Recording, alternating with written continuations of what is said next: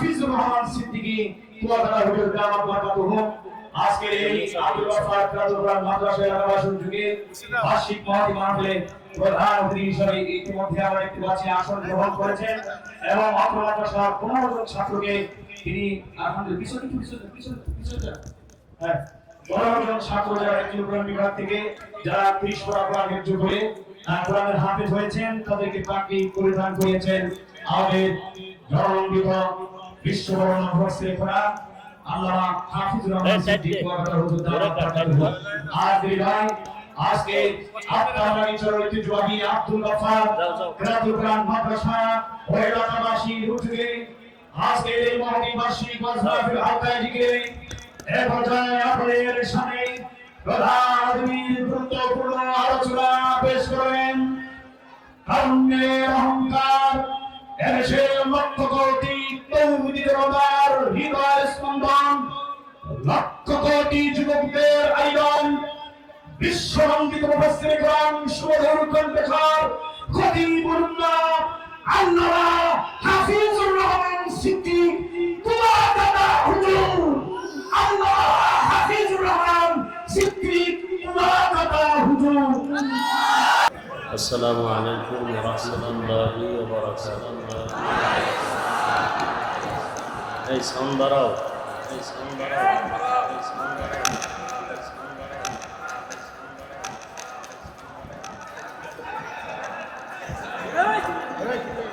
আলহামদুলিল্লাহ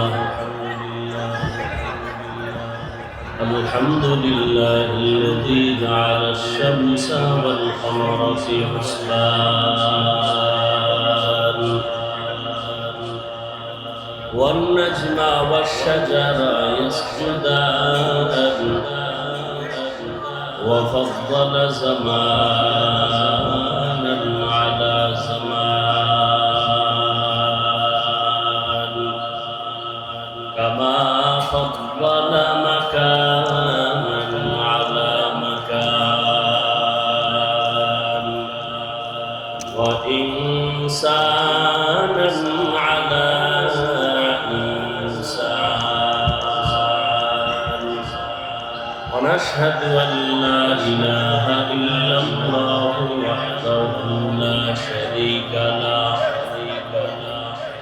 لا ضد له ولا ند له ولا مثل له ونشهد أن سيدنا وسندنا وحبيبنا وحبيب ربنا وطبيب قلوبنا ومولانا محمدا عبده ورسوله أرسله بالحق بشيرا ونذيرا وداعيا إلى الله بإذنه وسراجا منيرا اللهم صل على محمد النبي الأمي وعلى آله وسلم تسليما وبعد فأعوذ بالله من الشيطان الرجيم بسم الله الرحمن الرحيم يا أيها الذين آمنوا اتقوا الله وكونوا مع الصادقين وقال النبي صلى الله عليه وآله وسلم من تواضع لله رفعه الله أو كما قال النبي عليه الصلاة والسلام صدق الله مولانا العظيم وصدق رسوله النبي الكريم ونحن على ذلك من الشاهدين والشاكرين والذاكرين والحمد لله رب العالمين سبحانك لا علم لنا إلا ما علمتنا إنك أنت العليم الحكيم رب اشرح لي صدري ويسر لي أمري واحلل عقدة من لساني يفقهوا قولي निगाह मुमिन से तो बदल जाती है तकदीर निगाह मुमिन से तो बदल जाती है तकदीर ये बंदा की कुव्वत नहीं कुदरत का इशारा ये बंदा की कुव्वत नहीं कुदरत का इशारा मर्द खिरत तरक मासी की दरूरा ऐ मर्द खिरत तरक मासी की दरूरा अब सोहबत सालिह की सवा कोई नहीं चारा अब सोहबत सालिह की सवा कोई नहीं चारा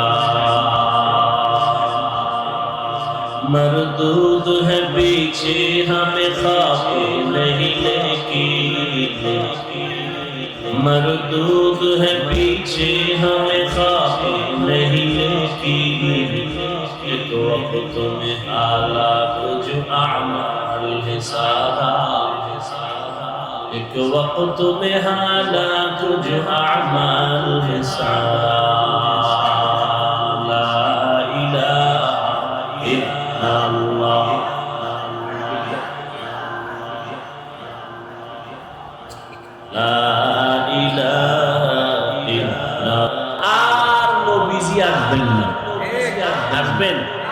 মাঝে মাঝে কামরাঙ্গীর চর বড় মসজিদে আসবেন নবী আসবেন আসবেন না আবু বকর ওমর ওসমান আলী সহ সাহাবায়ে কেরাম আসবেন কিয়ামত পর্যন্ত কোন আইম্মায়ে কেরাম আসবেন ইমাম আবু হানিফা ইমাম আহমদ বিন হাম্বল ইমাম মালিক ইমাম শাফিঈ রাহিমাহুমুল্লাহ কেউ আসবেন না ইমাম বুখারী ইমাম মুসলিম ইমাম তিরমিজি কেউ আউলিয়া কেরামদের মুরব্বি বড় বড় যারা মুজাদ্দিদ আল হাসানি বড় পীর আব্দুল কাদের জিলানী এরকম খাজা মুঈনুদ্দিন চিশতি আজমিরি কেউ আসবেন তাহলে কিয়ামত পর্যন্তই উম্মত জান্নাতের পথে চলবে না আপনারা চলবেন না যত অন্যায় করি টার্গেট জান্নাতে যাবে সবাই তো ইনশাআল্লাহ একমত জান্নাতের পথ কই জান্নাতের পথ তো আছে সহজ এবং সঠিক এক পথ কিন্তু আমগো ধাক্কা ধাক্কিতে পথ বহুত হয়ে গেছে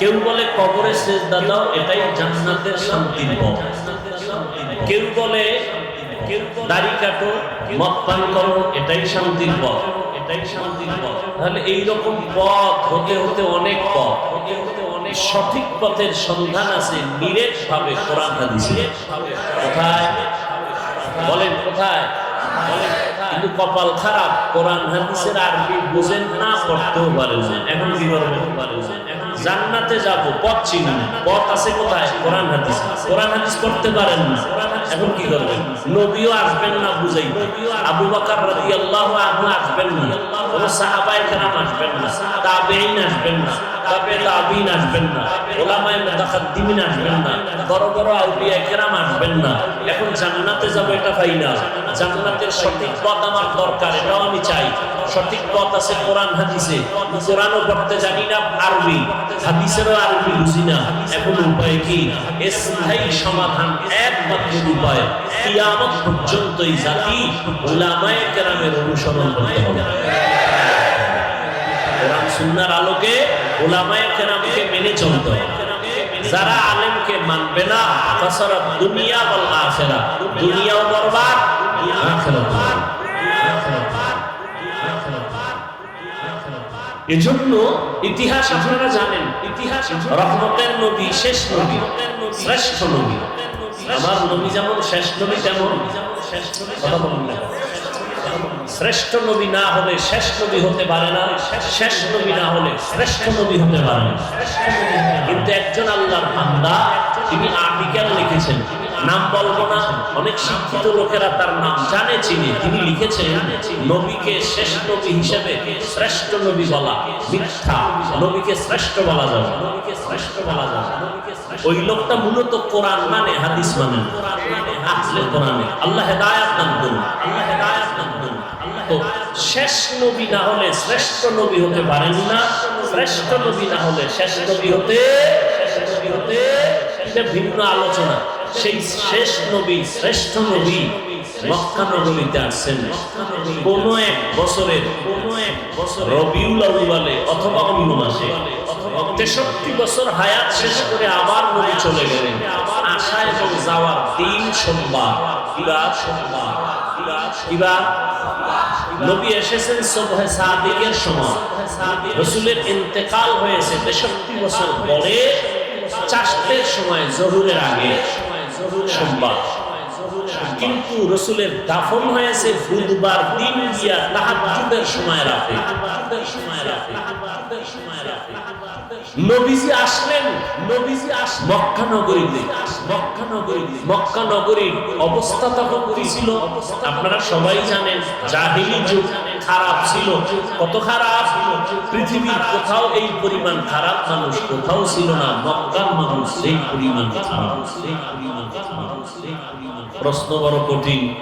কামরাঙ্গীর চর হাফিজ হুজুর রাহমাতুল্লাহ আলাইহির প্রতিষ্ঠিত ফুলের বাগান, কথা ঠিক না? এখান থেকে কত ফুটন্ত গোলাপ গ্রাম ছড়িয়েছে গোটা বিশ্ব, কথা ঠিক? আল্লাহ পাক আমাদের আকাবিরিনদের উজ্জ্বল নক্ষত্র হাফিজ হুজুরের মাকাম আল্লাহ পাক জান্নাতে আরো বাড়ায় দেন। তার রেখে যাওয়া সাজানো এই বাগানকে আল্লাহ আরো বেশি ছড়ায় দেন।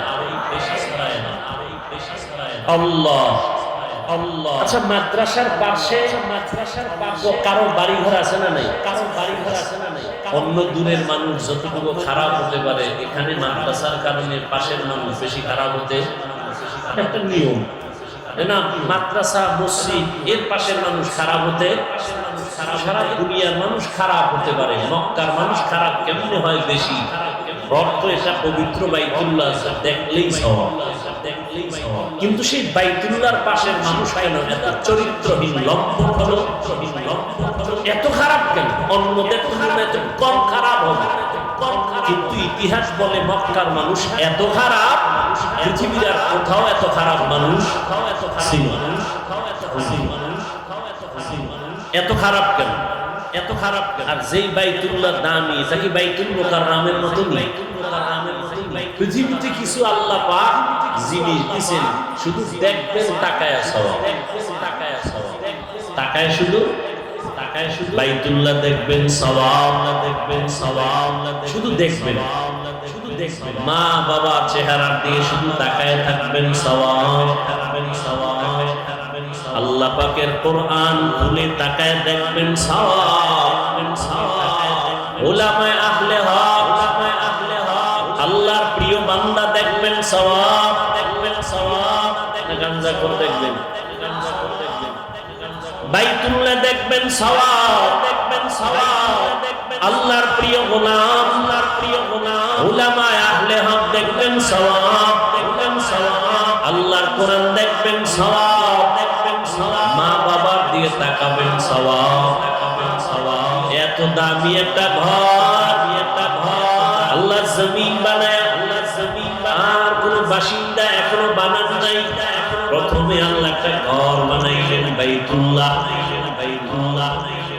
ইন্না আউওয়ালা বাইতিন উযিআ লিন-নাসি লাল্লাযী ফি বাক্কাতা মুবারাকান ওয়া হুদা মুবারাকান ওয়া হুদাল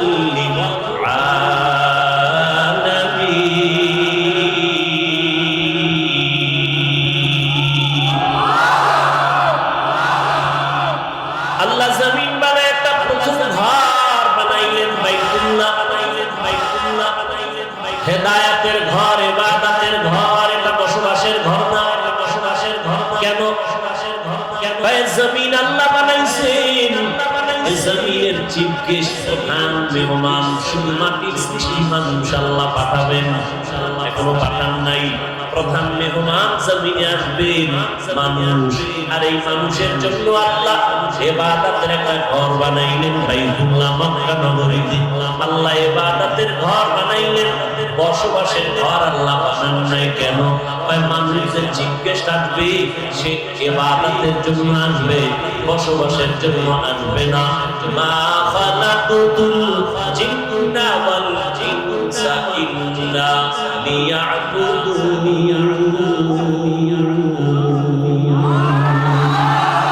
মা খালাকুতুল জিন্না ওয়াল ইনসি বাখাজুজ ইবাদাত হিসতে মাকসুদ আচ্ছা।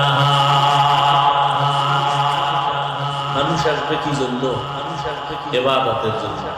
ইবাদতের ঘরটা আগে বানায় দিয়েছেন বাইতুল্লাহ। তো মানুষ দুনিয়াতে আসবে ইবাদতের জন্য, বসবাস করবে কই? আল্লাহ বলেন আমার জমিনের চিফ গেস্ট মানুষ, আওলাদে আদম, আমি আল্লাহ মানুষ ইবাদতের জন্য পাঠাইলাম। এরা দুনিয়ায় গিয়া করবে আমি আল্লাহর ইবাদত, আর এরা বসবাস করবে যেখানে বানায় রাখছি আমি আল্লাহ জান্নাত। দুনিয়া ইবাদত, বসবাস করুন। মরার আগে না পরে? মরার পরে। ওই জান্নাতটা এখান থেকে খরিদ করে নিতে হবে। এখান থেকে আল্লাহ আমাদের সবাইকে জান্নাত খরিদ করার তৌফিক দান করেন। খরিদ করতে হলে টাকা লাগবে, হ্যাঁ কিছু লাগবে তো, এমনি ভাইবেন। ইন্নাল্লাহা আশতারা মিনাল মুমিনিনা আনফুসাহুম ওয়া আমওয়ালাহুম বিআন্না লাহুমুল জান্নাহ। আল্লাহ বলেন আমি আমার প্রিয় বান্দাদের মধ্যে যারা মুমিন, এদের জান আর মাল আমি কিনে নিয়েছি, বিনিময়ে জান্নাত দিয়েছি। আল্লাহ আমাদের জান্নাত নিয়ে নিছেন, বিনিময়ে কি দিবেন? তাহলে জান্নাত যদি আমরা চাই, বিনিময়ে জান্নাত আল্লাহ কার? তাহলে আমার কাছে যে জান আছে, মাল আছে, এর মালিক কে? আল্লাহ হলেন আমার জান মালের মালিক। আমি জান্নাতের মালিক। আমি কিসের মালিক? জান্নাতের মালিক। দুনিয়ায় ইবাদত করে কাটাও, পরকালে আল্লাহ জান্নাত দিবেন। কেমন জান্নাত? যদি কামটা ঘটাইয়া যাইতে পারো, আজরাইল আইসা রূহটা নেওয়ার আগে আল্লাহ পাক জান্নাতের ছবিটা দেখায় দিবে। আদিনা ফি দারে দুনিয়া না হাসান, আদিনা ফি দারে উকবা না হাসান, ইয়া গিয়াসাল মুস্তাগীসিন আহদিনা ইফতিখারা বিল উলুমি ওয়াল গিনা। যে কথাটা বুঝাইতে চাইতেছি, মক্কার ঘরটা দামি না? কেমন দামি? এক রাকাত নামাজ পড়বেন, 1 লক্ষ রাকাত নামাজের সওয়াব। একবার বাইতুল্লাহর এরিয়ায় ঢুকে বলবেন আল্লাহ, 1 লক্ষ বার আল্লাহ বলার সওয়াব পেয়ে যাবেন। সুবহানাল্লাহ। প্রশ্ন ছিল, এত সুন্দর দামি ঘরের পাশে মানুষ এত খারাপ কেন? বলে কত খারাপ? বাইতুল্লাহ এত দামি ঘর, 360টা মূর্তি ঢুকায় রাখছে। নারী আর পুরুষরা তাওয়াফ করে উলঙ্গ। কেন? বা আমরা যে কাপড় চুপড় কইরা কত নিশা পাতা করি, কত আকাম করি, এটি নিয়া বাইতুল্লাহ কেমনে যাই লজ্জা। এজন্য সব কাপড় ফেলে দাও। বুঝেন না? পাগড়ির ফজিলত শুনে লুঙ্গি খুলে পাগড়ি নামলে এরকম হয়ে গেছে। এত সুন্দর ঘর বাইতুল্লাহ, দামি ঘর। আমরা যে বস্ত্র পরি, কাপড় পরি, এটা তো কইরা কত অন্যায় করি। এই অন্যায় করে তো কাপড় নিয়ে বাইতুল্লাহ যাওয়া যাবে না। তারা এতটা খারাপ। কেন? এর সংক্ষেপ জবাব হলো এই মানুষগুলো খারাপ হওয়ার পেছনে একমাত্র কারণ তাদের কোনো মুরব্বী নাই। মুরব্বীর দরকার আছে না নাই? ছেলে লেখাপড়া কইরা শিক্ষিত শিক্ষিত ছেলে লেখাপড়া কইরা এখন বন্ধু আর বান্ধবীর অভাব নাই। বিয়ে পাস করার আগে বিয়া পাস হয়ে গেছে। বিয়ে পাস হওয়ার আগে কি বিয়া পাস হয়ে গেছে, বন্ধুর সাথে লাইন করে একটা মেয়েকে চয়েস করে ফেললো। মেয়েটাকে বন্ধু বান্ধব নিয়ে দেখতে গেল, মেয়ের বাবার বাড়ি। আপন মা বাবাকে জানায় না। কি হবে, আমার আব্বা আম্মা দস্তখত দিতে পারে না, মূর্খ। আমি তো শিক্ষিত সন্তান। ওই মূর্খ মা বাবারে জিজ্ঞাসা করে কোনো লাভ হবে না। কিন্তু মুরব্বির দোয়া তোমাকে এই পর্যন্ত নিয়ে আসি।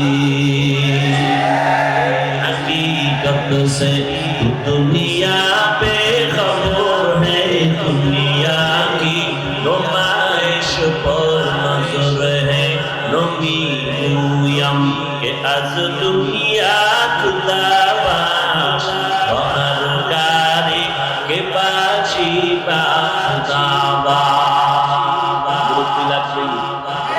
আল্লাহ কয় লাগবে, আপনি লাগবে না পাইলেন তো। শুরুতেই কিন্তু বলছি নবী আসবেন না, সাহাবায়ে কেরাম আসবেন না, আসবেন। তাহলে জান্নাতের পথ কেমনে চিনব? আমি তো কোরআনও পড়তে পারি না, আলহামদুলিল্লাহ পারি না, বিসমিল্লাহও পারি না, ওযু দোয়াও পারি না, সালামটা পারে না। কপাল এত খারাপ, সালাম দিতে পারে না। বিএ পাস, আইএ পাস, সালাম আসসালামু আলাইকুম, দুইটা শব্দ শিখতে কি মাদ্রাসায় যাওয়া লাগে? এই শব্দটা শুদ্ধ করে পারে না, দুনিয়ার সব পারে। আসসালামু আলাইকুম পারে না, সালাম দে স্টাইল করে সালামাইকুম, মানে তোর উপরে আল্লাহর লানত গজব। হে আবার ঘুরে একা ওয়ালাইকুম, তোর উপরে কপাল বড় খারাপ। কোরআন হাদিস বুঝবে দূরের কথা, আসসালামু আলাইকুম বলতে পারে না। আবার নাস্তিক একটা ঢাকার শহরে গয়া আওয়াজ দেয়, শুদ্ধ কইরা সালাম দেওয়া জঙ্গির পরিচয়। আরো জোরে, জিন্দেগি মে বন্দগি তুমার নাহি, জিন্দেগি মে বন্দগি তুমার নাহি, जिंदगी में बंदगी शर्मिंदा है, जिंदगी में बंदगी शर्मिंदा है। একজনে আলেমের বিরুদ্ধে লেখছে, ভালো করছে না খারাপ? এই লেখাটা পাইয়া যে খুশি, ও খারাপ, ও কি লেখা যে অন্যায় হইল, যে লেখা পাইয়া খুশি তারও সেই একই অন্যায় হবে। আল্লাহ হেদায়েত দান করুন, আল্লাহ হেদায়েত দান করুন, আল্লাহ হেদায়েত। দুনিয়া মে হো দুনিয়া কা তলবগার না হো, বাজার সে দুকান হো,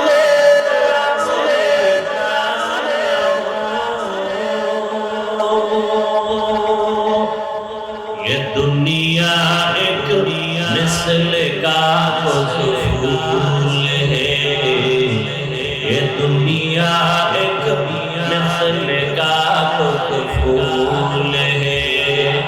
जिंदगी में बंदगी तू कर नहीं,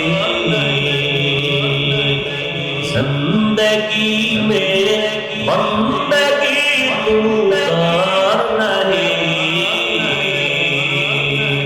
जिंदगी में बंदगी शर्मिंदा है, जिंदगी में बंदगी शर्मिंदा है।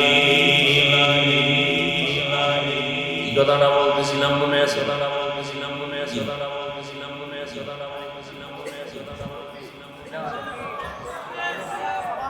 সালাম না সালাম তো যে কথা বলতেছিলাম সালাম যে পারে না সে কোরআন বুঝবে কেমনে হাদিস বুঝবে কেমনে আলেম ওলামারাই বুঝতে হিমশিম খায় এক একজনের বুঝ এক এক রকম এই জন্য কথাও এক এক রকম আয়াত একটা তাফসীর 10 ভাবে কেন সবার মেধা এক ভাবে না সবার মেমোরির জিবি এক না সবার মেমোরির জিবি কি এক না সাইজ এক 8 জিবি মেমোরির সাইজ 1 জিবি মেমোরির সাইজ সবে ডিজাইনও কি ভেতরের কারবার এক নি জমিনে সব মাথা এক ভেতরের জিবি কিন্তু এক না কারো 1 জিবি কারো 2 জিবি কারো 3 কারো 8 জিবির একটা সীমানা আছে বুঝেন নাই আল্লাহ পাক দুনিয়ার মানুষের নবীকে পাঠাইয়া জানাইলেন মক্কার মানুষ মুরব্বি হারা ঈসা নবী চলে গেছে একবার কোনো নবী নাই সর্বশেষ আমার নবী আসবেন মাঝখানে মুরব্বি হারা উম্মত বেপরোয়া হয়ে গেছে সেই গরুটার গলায় রশি নাই ও ডানে বামে যা পায় তাই খায় নিচেরটাও খায় পরেরটাও খায় ঠিক নেই রাস্তায় কুত্তা ঘরে অভাব নাই একটা কুকুরের কোনো দাম নাই কিন্তু যেই কুকুরের গলায় মালিকের সিগল লাগানো কুকুরের নাম খোলা আকাশে 100,000 পাখি উড়ে কোনো পাখির দাম নাই মালিকের খাঁচায় যে পাখিটা আটকে নাই পাখির কি দাম জমিনে বান্দার অভাব নাই ওই বান্দাগুলোর কোনো দাম নাই যেই বান্দা কালেমা রশি গলায় লাগাইয়া বলে আমার আল্লাহ ছাড়া কেউ নাই এই বান্দার মূল্য এত বেশি ফেরেশতাদের থেকেও আল্লাহর কাছে মূল্য বেশি এজন্য আমি মুরব্বি কি দরকার আল্লাহ নিজে বলেছেন আমি আয়াত পড়েছিলাম ইয়া আইয়ুহাল্লাযীনা আমানুত্তাকুল্লাহ ও মুমিনেরা আল্লাহকে ভয় করো ওয়া কুনু মা'আস সাদিকিন এই জমিনের মধ্যে যারা সত্যবাদী তাদের বন্ধু হইয়া থাকো হাদিস পড়েছিলাম সংক্ষেপ নবী বলেন মান তাওয়াযা লিল্লাহ রাফা'আহুল্লাহ আল্লাহ নবী বলেন যে নিজেকে ছোট মনে করে চলবে আল্লাহর জন্য আল্লাহ তার মর্যাদা বাড়ায় দিবে নিজেরে বিনয়ী মনে করা নিজেরে ছোট মনে করা আর বড় মনে করার কি আছে আমার কণ্ঠ আমি বড় আমার কণ্ঠের মতো কারো কণ্ঠ নাই আমার এলেমের মতো আর এলেম নাই বলে তোমার এলেম কত মাপ দিছনি মাপ দিয়া দেখো কয় কেজি হবে যত এলেমের বাহাদুরি করো না কেন আমার মতো বক্তা কেউ নাই আমার মতো খতিব কেউ নাই আমার মতো মুফতি কেউ নাই আমার মতো মুহাদ্দিস কেউ নাই নাই নাই নাই নাই আনা খায়রুম মিনহু আমি তার চেয়ে ভালো আমি তার চেয়ে ভালো আমি তার চেয়ে ভালো এ শয়তানের স্লোগান এটা মুমিনের স্লোগান হতে পারে না কত ভালো কত বড় বড় যতই বলি আমি আল্লাহর কসম খেয়ে বলি যত বড় মুহাদ্দিস দাবি করি না কেন শাহ ওলিউল্লাহ মুহাদ্দিসের সমতুল্য হতে পারবে না যত বড় খতিব দাবি করি না কেন খতিবে আজম সিদ্দিক আহমদ রাহমাতুল্লাহ আলাইহি 1000 ভাগের এক ভাগ খাওয়া যাবে না আরে আল্লাহর গোলাম সব উলামায়ে কেরামের এলেম যদি এক জায়গায় ওজন দেওয়া হয় সাহাবায়ে কেরামের সমান হবে না হবে আসহাবী কান নুজুম রহমতের নবী বলেন আমার এক একটা সাহাবীর দাম কত জানো আকাশের নক্ষত্রের সমতুল্য আমি মুহাম্মদের আদর্শটাও যেমন সুন্নাত আমার সাহাবাদের আদর্শটাও তেমন সুন্নাত ও দুনিয়ার উম্মতেরা আমার সাহাবাদের এত দাম আল্লাহ নিজে খুশি হইয়া বলেন রাদিয়াল্লাহু আনহুম ওয়া রাদু আন আমিও তাদের উপরে রাজি তারা আমি আল্লাহর উপরে রাজি সাহাবায়ে কেরামের ইলমের সমান হবে না সমস্ত সাহাবাদের ইলম যদি এক জায়গায় করা হয় রহমতের নবীর সাথে কোনো তুলনা এবার রহমতের নবীর ইলম কত নবী খুশি হইয়া বলেন উচিতু ইলমাল আউয়ালিনা ওয়াল আখিরিন আল্লাহ করেছেন। আদম নবীরে যা দিছেন আল্লাহ সেটাও আমারে দিছে। মুসা নবীরে যা দিছেন আল্লাহ সেটা আমাকেও দিয়েছেন। ঈসা নবীকে যা দিছেন আমাকেও সেটা দিয়েছেন। এক কথায় সব এলেমের মজমুআ, সব এলেমের সমষ্টি আল্লাহ আমি একা মুহাম্মাদের দিয়েছি। সুবহানাল্লাহ। আসতে কেমনে ফজর করেন নাই, জোহর করেন নাই, আসর করেন নাই, মাগরিব করেন নাই, ইশা করেন নাই, বিড়ি টাইমটা ঢুকছেন। সুবহানাল্লাহ। এই বলেন সুবহানাল্লাহ। আহা এরে যুবক, কপাল ভালো কিন্তু পুড়িয়া ফালাইলি নিজ হাতে। ওই আবু জাহাল 13 বছর আমার নবীকে দেখলো, বয়ান শুনলো, কপাল খারাপ, কালেমা পড়লো। যেই নবীর একবার দেখলে পেটের ক্ষুধা নিবারণ হয়ে যায়। কেমন মায়ার নবী আমার,